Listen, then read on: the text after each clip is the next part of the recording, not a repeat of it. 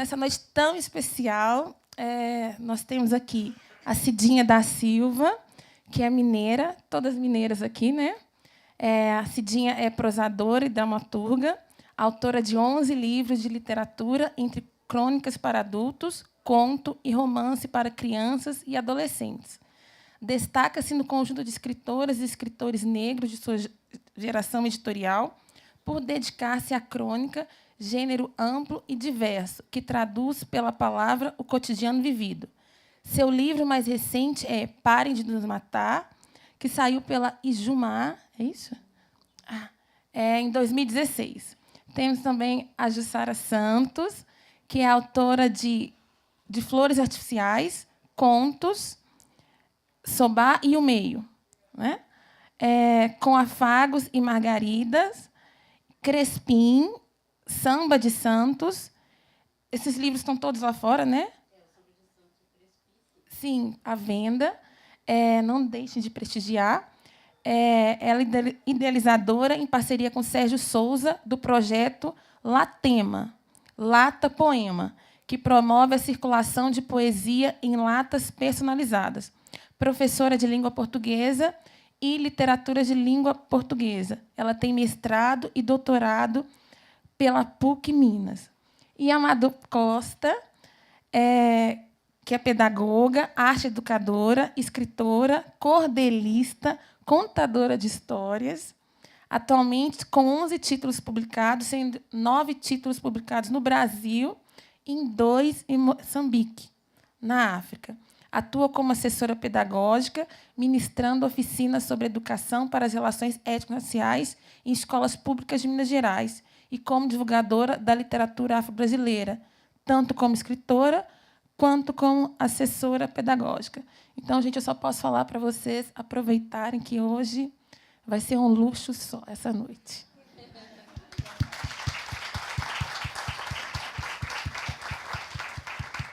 Pode começar com você? Então, vamos lá. Com a palavra, Cidinha da Silva. 15 minutos.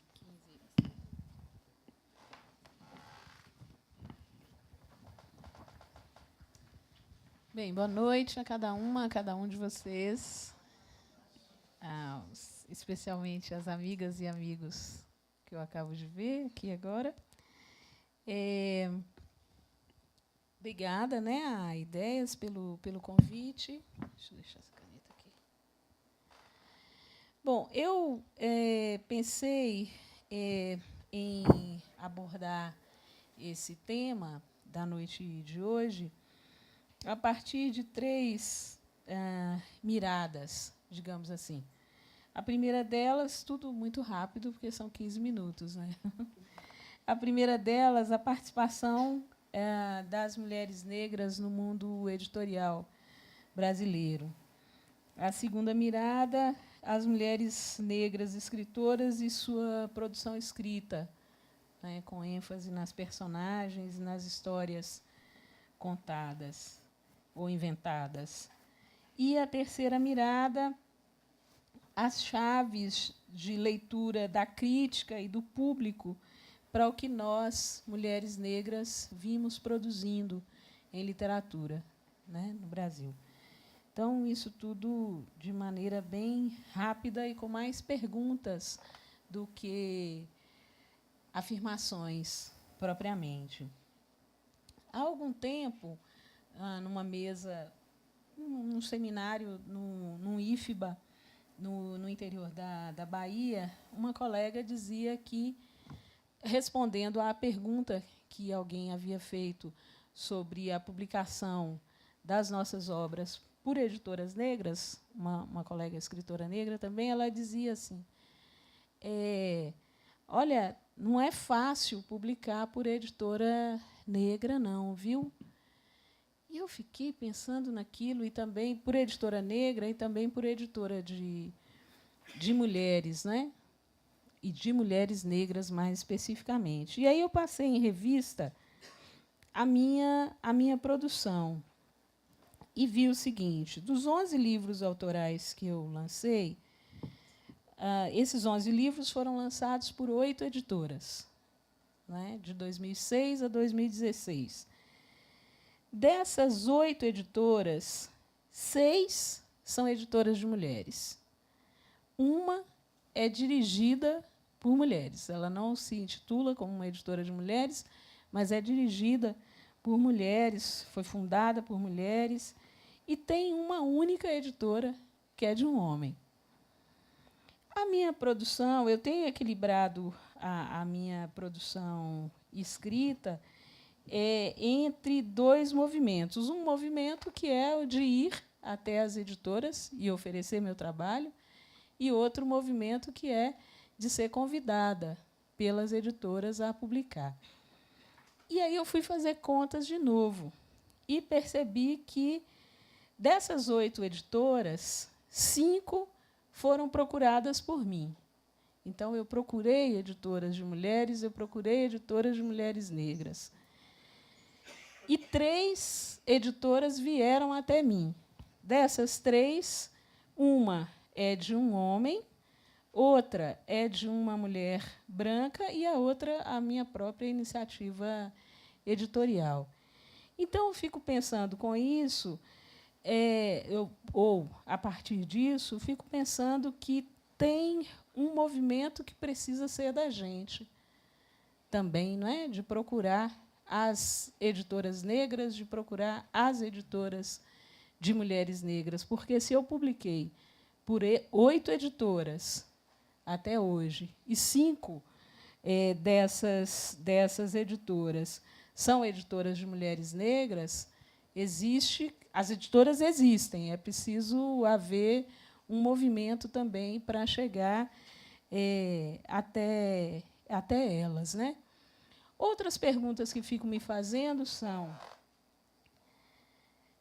essas mulheres que são editoras, o que as leva a editar? A gente tem conhecimento disso? A gente pergunta para elas, nos interessa saber o que leva uma mulher negra a constituir uma editora? E cada uma nos dará uma resposta. Cada uma nos dará uma resposta. Qual é a missão de cada uma dessas editoras de mulheres? Elas têm preocupação em editar mulheres? Ou a gente repete aquele modelo da ex-prefeita Marta Suplicy, naquele tempo em que ela era do campo progressista, e que se perguntava, se dizia, mas seu secretariado tem poucas mulheres, né? E ela dizia, mas eu sou a chefe, isso basta, né? Então, será que as editoras têm essa postura ou têm uma perspectiva de buscar mulheres negras para editar, não é? Para publicar? Será que estão editando sem critérios de gênero, não consideram que isso seja importante? Não é? Tem algumas iniciativas que provavelmente não são muito conhecidas, eu mesma não conheço, que são editoras muito pequenas, independentes, né, que têm feito fanzines, têm feito livros aí da cena independente, que são muito lidos, que têm uma circulação que é satisfatória. A circulação dos livros é uma questão muito importante. Que estratégias essas editoras têm adotado para fazer com que os nossos livros circulem, com que os nossos livros cheguem até as pessoas que queiram nos ler? O segundo ponto trata das mulheres escritoras e sua produção escrita, não é? Eu acho que, às vezes não, a maior parte das vezes a gente acaba muito enclausurada em legendas, não é? de discussão, e a gente fala pouco das características do trabalho de cada autora, da geração editorial a que essa autora pertence. Então, acho que tem algumas perguntas que a gente precisa fazer. Por exemplo, quais são as nossas características geracionais? quando a gente está escrevendo, né? Uma tendência que tem se verificado em alguns estudos acadêmicos sobre intelectualidade negra em diferentes períodos é de não pensar um indivíduo, uma pessoa apenas de destaque num determinado cenário, mas pensar os pares, as outras pessoas negras que, junto com aquela, por exemplo, pensar junto a atuação de Machado de Assis, João do Rio e Lima Barreto, 3 cronistas negros escrevendo no final do século XIX, início do século XX. O que movia esses homens a escrever? Como é que eles interpretavam o Brasil? Que tipo de convergência a gente encontra no trabalho deles? Não é? E pensar uma ambiência, como é que esses 3 estavam constituindo uma intelectualidade negra. Não é? Isso vale para as mulheres negras que estão escrevendo agora, que escreveram nos anos 80, nos anos 90, nos anos 2000. A gente que está publicando mais recentemente. Como é que são essas características de geração editorial, mais do que de idade, né? Mais do que de faixa etária, pensar em geração editorial. Existem características, por exemplo, as pessoas que publicaram nos anos 80, começaram a publicar nos anos 80, os estudos, as pessoas negras, eu estou dizendo, os estudos acadêmicos sobre esses autores e autoras foi fundamental para que essas pessoas tivessem um lugar na literatura mais ampla. Hoje, continua sendo assim? As pessoas têm outras estratégias, as pessoas estão fazendo a sua obra circular de outras formas? Que formas são essas?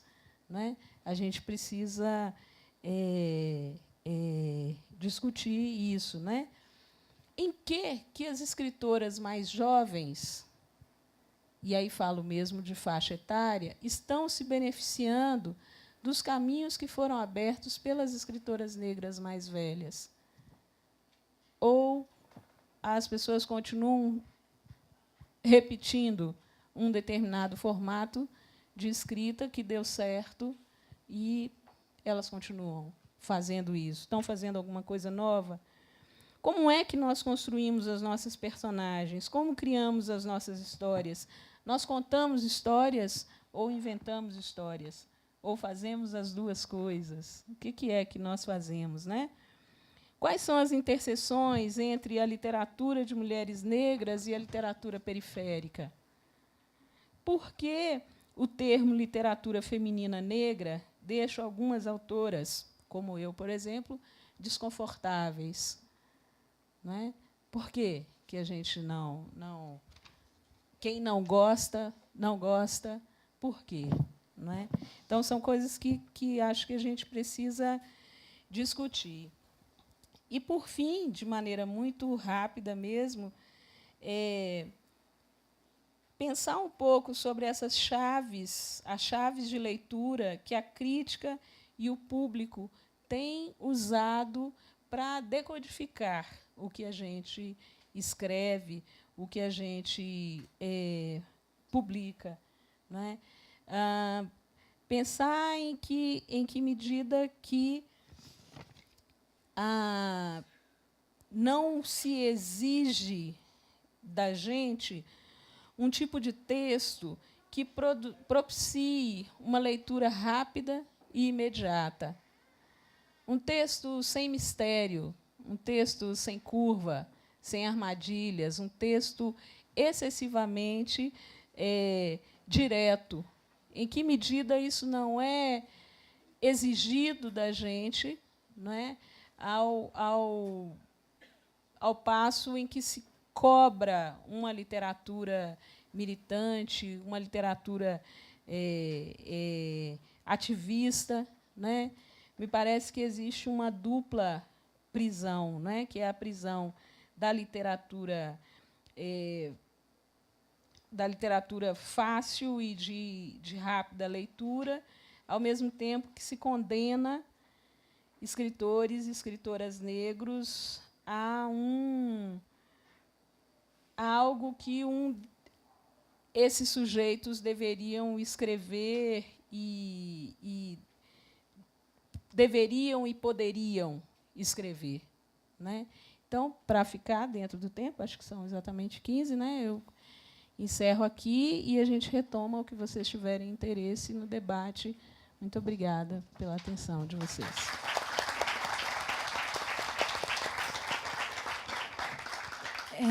Então, agora eu vou passar a palavra para Jussara Santos. E aí, ao final, né, nós vamos abrir para um debate, para perguntas, enfim. Vamos lá, Jussara, com você agora. Boa noite. Eu quero agradecer o convite, né, que foi feito pela curadoria do evento para estar aqui hoje, conversando com vocês, né, e dividindo aqui esse espaço com essas 3 mulheres maravilhosas, que a gente já se conhece há bastante tempo, a Cidinha, a Madu, a Luana, a gente está se conhecendo agora, sim, mais ou menos agora, né? Mas nós já temos, assim, Cidinha e Madu, nós já temos uma convivência assim, de algum tempo, né? Quando me convidaram, então, para a mesa, eu, na verdade, preparei assim, uma fala um pouco mais extensa, mas eu vou, então, pontuar assim, algumas coisas e depois a gente conversa. Mas, assim, quando me chamaram, eu fiquei pensando muito nesse tema e na relação entre essas 2 palavras, existir e resistir. E, quando eu pensei na relação entre essas 2 palavras, de existir e resistir, foi muito em relação à questão do nosso corpo negro mesmo, né? No nosso cotidiano, a nossa vida diária, ela é baseada na resistência, né? Nós temos que resistir cotidianamente. Não dá para pensar o nosso corpo isolado da questão nosso corpo negro isolado da questão da resistência. E aí eu fiquei pensando muito numa fala do professor Edmilson de Almeida Pereira, que também é escritor. Uma das participações dele na Flip, quando ele falava sobre Lima Barreto, ele fez uma indagação, né? O que é para um escritor negro escrever em um país onde você tem o genocídio de jovens negros. Então, eu estendo essa pergunta para as mulheres negras, né? O que é para nós, mulheres negras, escrever em um país onde trouxe alguns dados aqui, ó. Cerca de 500 mulheres são vítimas de agressão física a cada hora no Brasil, e esses dados não são dados atualizados, né? Então, é muita coisa. E não são dados atualizados, são mais do que isso, né? Alguns dados assim também não muito recentes, né, mostram aí que nós temos um aumento em 22%, pelo menos, na mortalidade de mulheres negras, né? E a questão da própria agressão física a nós, mulheres negras, também aumentou. Quando eu falo em agressão física, a mulher que é agredida, mas ela não chega a ser, né, assassinada, como se tivesse muita diferença, né? Mas também aumentou. Então, eu fico pensando muito assim, nesse estado de tensão, que é você viver, né, nesse universo onde você realmente é o foco, no sentido da agressão, e fico também pensando o que eu chamo de desestabilização da relação com o outro, porque você perde a confiança no outro quando você vai ver os dados e essa agressão ela é realizada por pessoas que você conhece, né? Pessoas que estão com você cotidianamente. Então, isso desestabiliza a nossa relação com o outro também, né? Então, assim, para isso, antes, né, Eu trouxe um texto aqui para ler para vocês rapidinho, mas antes de ler esse texto, eu fico pensando também na outra forma de violência que nós vivenciamos.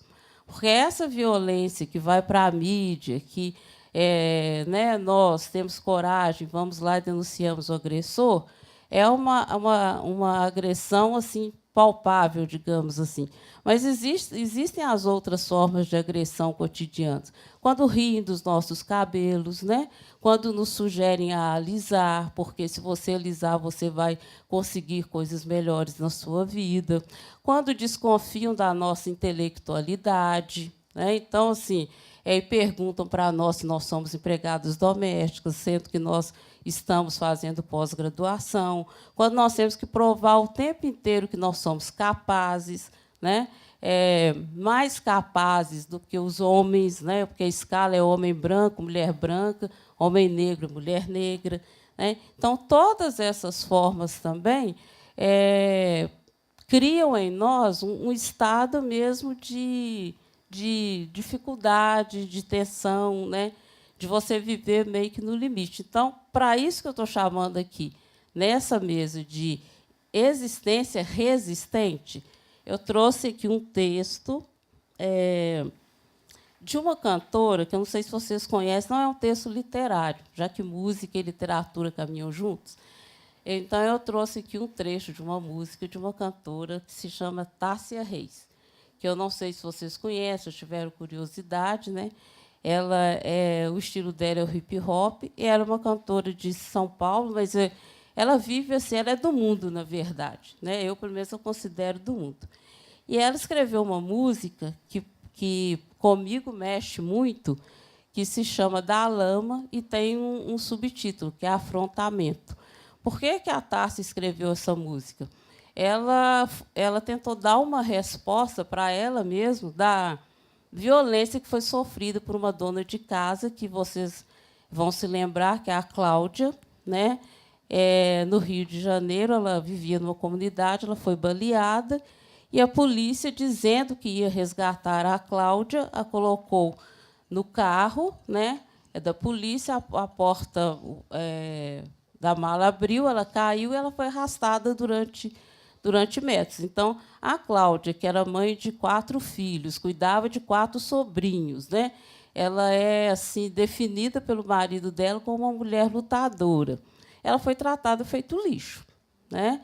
E lembrando assim que um dos significados de Camburão é lugar que você despeja dejeto. E o Rapa até já cantou isso bem, né? Quando ele fala que todo Camburão tem um pouco de navio negreiro.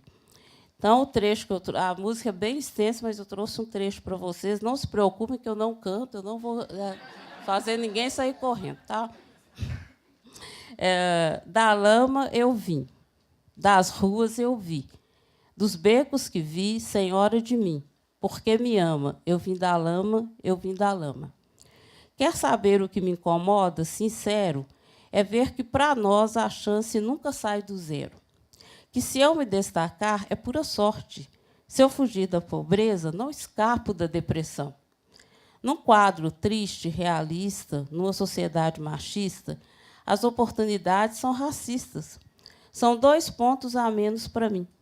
É difícil jogar quando as regras servem para decretar o meu fim.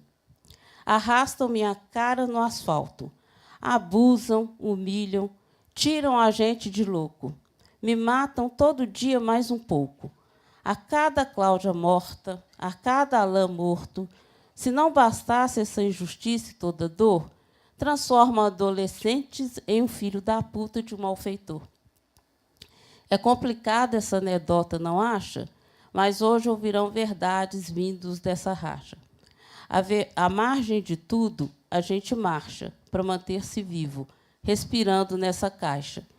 Eu quero mais, eu vou no desdobramento. Nem que para isso eu tenha que formar um movimento, gritando mãos ao alto e atirando argumento, de zona de conforto para a zona de confronto.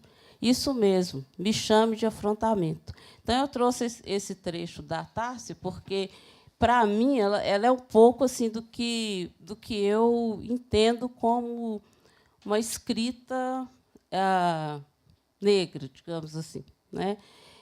O que nós vamos fazer diante de tanta violência, de tanto preconceito, tanto racismo?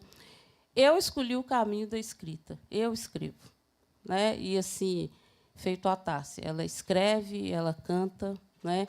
Ela tenta de alguma forma desestabilizar as pessoas.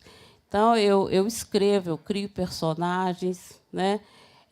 Justamente pensando nessa questão mesmo de tirar as pessoas do lugar, né? Eu acho que ficam todas as pessoas acomodadas no seu cantinho, e eu acho que a função da literatura, para mim, é essa, desestabilizar as pessoas.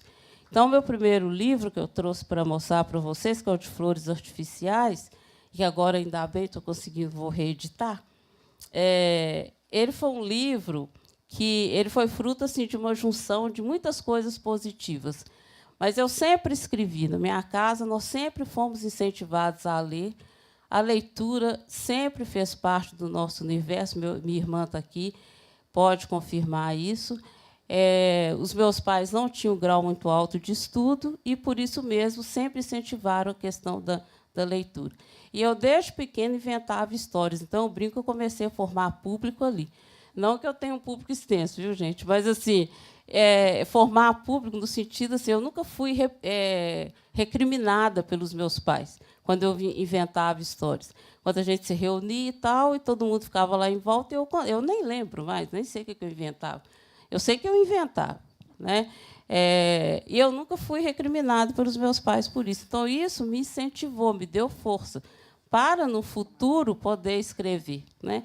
Já publicar um livro, o de Flores Artificiais, ele veio muito no sentido assim, de eu resolvi homenagear meus pais, eles morreram num tempo muito curto entre um e outro, e eu vivo em estado de luto. É uma coisa que eu assim reconheço para mim, desde que meus pais morreram, era a minha referência de vida, e eu vivo em estado de luto, sim. Só que hoje é um luto retrabalhado, mas é um estado de luto. E, então, sempre que eu escrevo também para eles, também por eles, né? E o de Flores Artificiais vem nesse sentido, de homenageá-los e tal. E os livros, os meus livros que se seguem, eles têm muito essa função mesmo, de tirar o leitor do lugar. Então, por que os meus personagens são negros? Que é uma pergunta que algumas pessoas me fazem, e que eu acho, assim, um certo sentido, uma pergunta meio estranha, porque, para um escritor não negro, ninguém pergunta para ele por que os personagens dele são brancos, ou porque ele não tem personagens negros, né? Então, minha resposta é objetiva. Meus personagens são negros porque eu sou negra. Eu escrevo a partir da minha realidade. Minha realidade é de uma mulher negra num país que acha normal matar gente preta. Então, eu tenho que fazer alguma coisa, né? E o que eu faço é escrever. Então, o tempo está acabando, tem um minutinho. Um minuto. Mas aí, assim, no debate, a gente pode conversar sobre umas coisas interessantes. Assim, esse livro, Crespim, que é um anjo negro, né, de cabelo sarará. A Indira, que é uma novela infanto-juvenil, que é um romance entre duas crianças negras, a descoberta do amor, né, entre duas crianças negras, pré-adolescentes negros, né? E do Crespim, eu só quero destacar o seguinte, que esse livro foi levado para uma escola para fazer um teste de um jogo que a gente está pensando, e foi levado o texto sem as imagens. E, nesse livro, tem algumas marcas que deixam assim bem assim, explicadinho e tal, que o Crespim não é um anjo branco. Ele, inclusive, gosta de batucar, toca percussão e tudo mais. Ele odeia tocar harpa, inclusive. E foi muito assim, interessante, porque, sem ver as imagens, a gente quis testar quem vai desenhar, quem vai construir esse anjo negro. E uma criança, num grupo de 10 crianças, só uma, né? Mesmo com as marcas no texto. Então, assim, isso me fez ver que eu estou no caminho certo, né? Que a ideia é desestabilizar mesmo, tirar você do seu conforto. Então, uma coisa que eu defendo para a literatura, a produção de escritoras negras, escritores negros, é a literatura do desconforto. A gente tem que fazer uma literatura do desconforto, gente.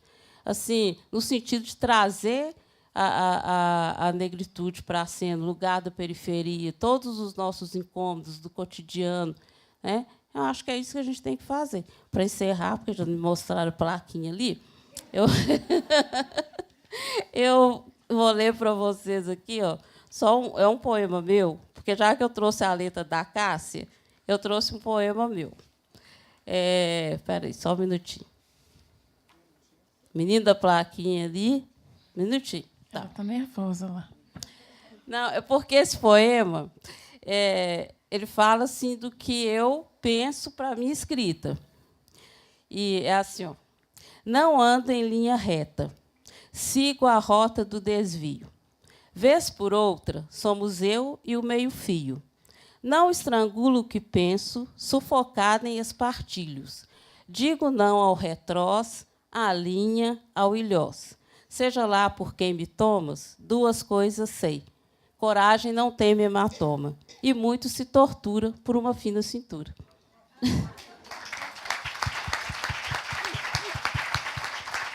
Muito bom, Madu. Agora... eu só estou chamando ela de... Desculpa, gente. Jussara. Agora com a palavra Madu, para me redimir. Madu Costa. Estamos aguardando você, Madu. Boa noite. Agradeço aqui a oportunidade de estar entre Cidinha e Jussara e Luana e diante de todos vocês, todas vocês, e falar desse meu lugar, que é o lugar da pedagoga, da arte educadora, que teima em escrever, né? E se diz escritora e cordelista. As pessoas que me leem dizem que é assim às vezes também. E, com isso, eu vou me convencendo. Então, eu sou Maria do Carmo Ferreira da Costa, codinome Madu Costa. Eu sou filha de Eugênio Caetano da Costa. Eu sou filha de Judite Ferreira da Costa. Eu tenho 6 irmãos, eu tenho 3 filhos, eu tenho 2 netos. Eu sei que não parece, mas é assim mesmo. Enfim. E o meu lugar de fala, ele tem a ver com um pouco disso que eu falei. Eu não nasci negra. Colocaram na minha certidão que, no dia 2 de março de 1900, nasceu uma criança do sexo feminino que passou a chamar-se Maria do Carmo Ferreira da Costa e ela tinha cor parda. Então, o primeiro carimbo racista da minha vida já foi na minha certidão. Eu acreditei nisso durante um tempo na minha vida. Então, essa questão do pardo era como eu me via. E, na verdade, eu não me via em ninguém. Porque, quando eu me juntava aos meus colegas negros, eu tinha um não lugar ali. Quando eu queria me juntar aos brancos, também era o meu não lugar. Portanto, ser parda nunca foi confortável. Isso me fez já pensar nesse mundo. Por quê? Eu nasci mulher, eu tinha o olho torto, o olho direito queria morar no buraco do olho esquerdo, canhota, e era um monte de coisa que não tinha a ver com aquele modelo da menina bonita. Portanto, essas coisas todas foram imprimindo em mim zilhões de perguntas. E, desde muito cedo, eu questionava a mim, ao mundo, aos pais, qual que era o meu lugar. E, procurando isso, eu encontrava refúgio criando histórias, desde muito cedo. Já era o meu refúgio. Adorava, inclusive, tomar sopa de letrinhas. Portanto, a letra, a palavra, sempre foi um lugar no qual eu me refugiava. Em verso, em prosa, inventando, contando, lendo, porque também eu tive a sorte de ter pais que tinham como valor a leitura. E eu cito isso com muita alegria, que, nos natais da minha casa, com toda simplicidade, os presentes da árvore eram sempre livros, disquinhos de história e instrumentos musicais de brinquedo. Então, a gente tinha o pianinho, a gente tinha a flauta, a gente tinha a gaita, e todo mundo sabia repetir a escala musical e tirar essas musiquinhas nos instrumentos de brinquedo. Nunca fui à praia na infância com a família, porque não dava. Eram 7 meninos e pouco salário para levar a meninada nas férias. Mas ganhava bola de praia e baldinho, que a gente brincava na areia, de por ali mesmo, né? E o pai e a mãe sempre muito lúdicos, e foram alimentando esse imaginário e esse valor de ler e de escrever.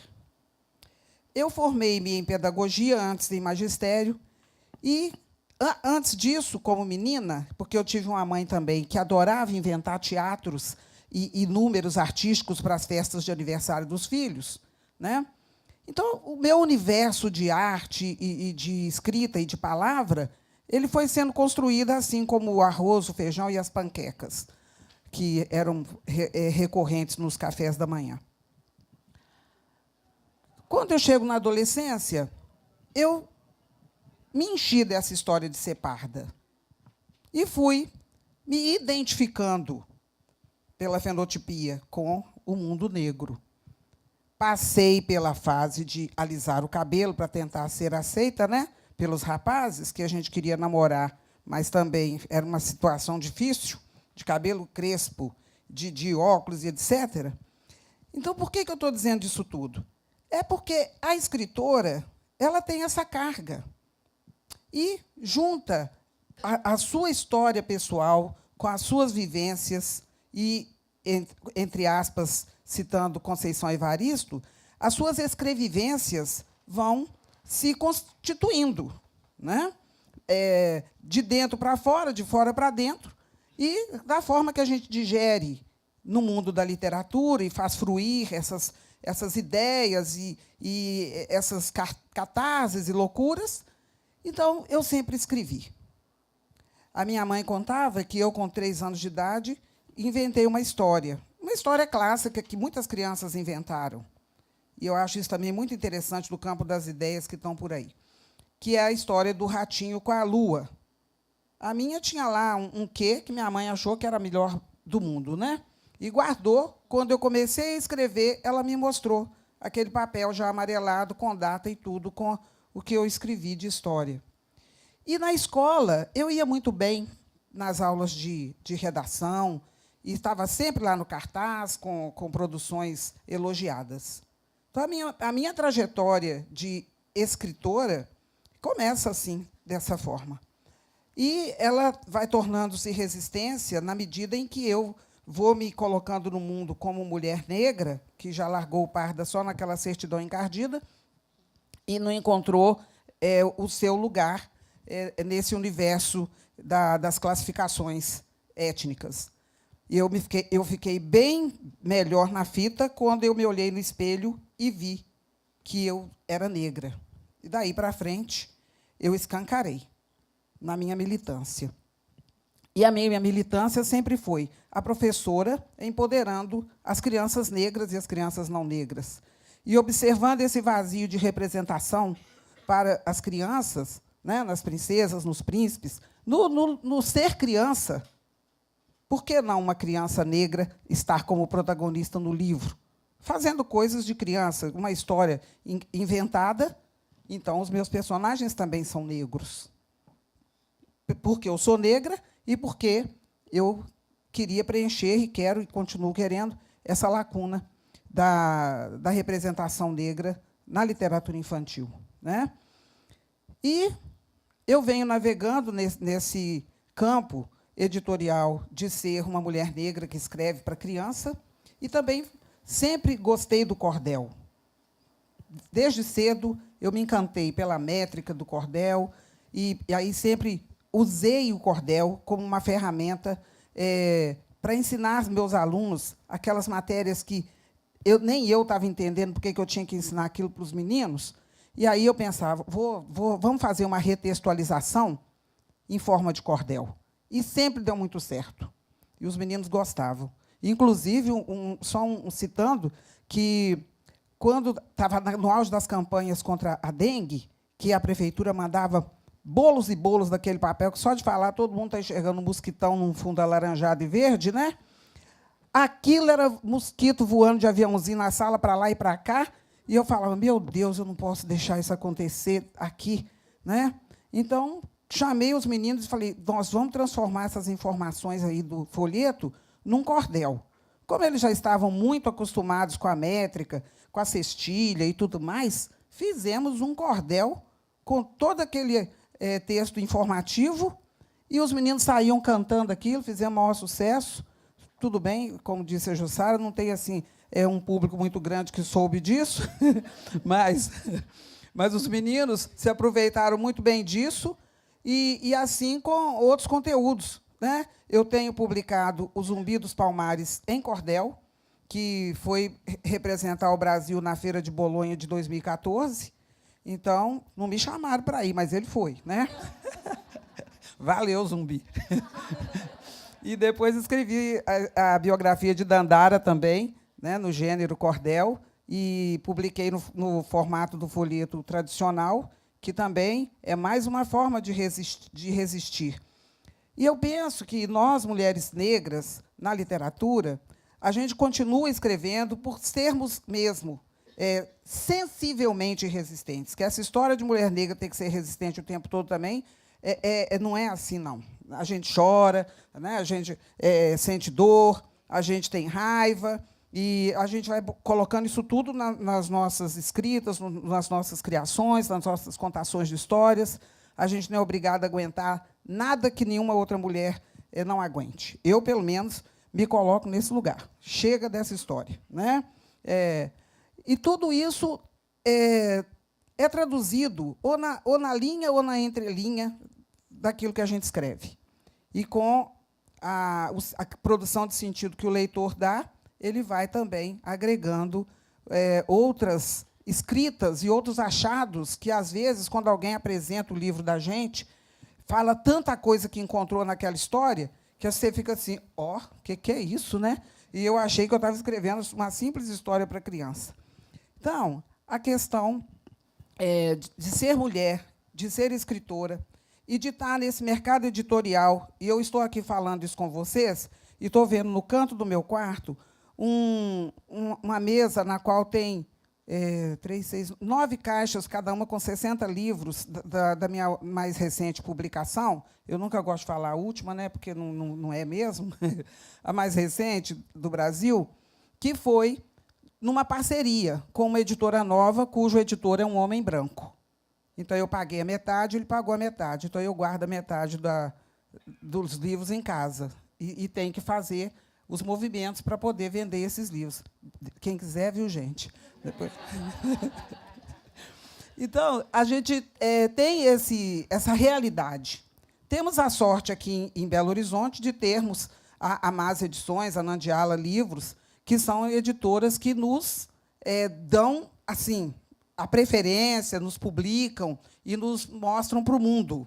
Isso, realmente, eu considero que é uma sorte mesmo. Fora essas duas editoras, é isso, é ir atrás das editoras, é mostrar o nosso texto. Ouvi muitos nãos, eu já ouvi vários, né? Eu tenho uma história chamada Era Outra Vez, que eu mandei esse texto para umas 5 editoras. Então, eu poderia ter ficado, era 1 vez, 2 vezes, 3 vezes, 4 vezes, 5 vezes. Ninguém publicou. Mas era uma história que todo mundo que lia falava assim, como que não publicaram essa história? Eu fui publicar essa história em Moçambique, sabe? Então, é uma história que não só eu considerei muito boa, muita gente, mas que um editor branco de São Paulo disse para mim, olha, é muito difícil publicar história com esse cunho, porque a gente precisa vender. A gente precisa vender. E eu disse, mas eu tenho visto tantos livros aí, tantas histórias. Aí ele fez assim, sabe? Então, temos essas dificuldades, por isso resistimos. Escrever, para mim, é uma necessidade do mesmo nível de tomar água e de comer a comida, sabe? Eu preciso escrever. Se eu estou agitado, eu escrevo. Se eu estou triste, eu escrevo. Se eu estou alegre, eu escrevo. Eu tenho lido muito, tenho pesquisado também. Muita mentira, né? Porque a gente nunca lê muito assim. Eu tenho lido, tenho lido. Pelo menos, assim como almoça e toma água, todo dia eu leio alguma coisa. E pretendo publicar muitas histórias que ainda estão dentro das gavetas, batendo lá, pedindo para sair. E é isso, gente. 15 minutos, realmente, a gente fica assim, escolhendo as palavras e os tópicos que vai desenvolver. Mas a gente tem aí o tempo das perguntas e continuaremos falando dessa resistência, dessa provocação. Tá? Muito obrigada e continuamos. Obrigada a você, Madu Costa.